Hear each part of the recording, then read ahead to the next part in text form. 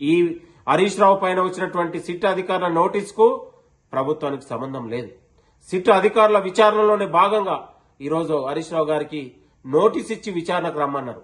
ఎందుకంటే గతంలో ఐజీ ప్రభాకర్ రావు కావచ్చు, మాజీ రాధాకిషన్ రావు కావచ్చు, అనేక మంది బీఆర్ఎస్ రాజకీయ నాయకుల్ని విచారణకు పిలిపించి ఇవాళ నిన్నగాక మొన్న నవీన్ రావు, శ్రవణ్ రావును విచారించిన తర్వాతనే హరీష్ రావు గారి ప్రమేయం చాలా లోతుగా ఉందనే అంశం సిట్ అధికారులు నిగ్గుదేల్చారు.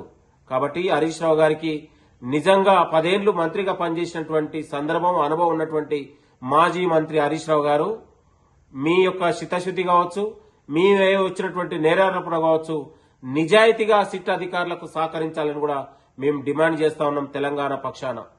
కాబట్టి అతని కుటుంబ సభ్యులే హరీష్ రావు గారు మా ఫోన్ ట్యాపింగ్ చేసినట్టు మాట్లాడితే అంతకంటే ఇంకా సిగ్గేముంటుంది హరీష్ రావు గారు మేము చెప్తా ఉన్నాం.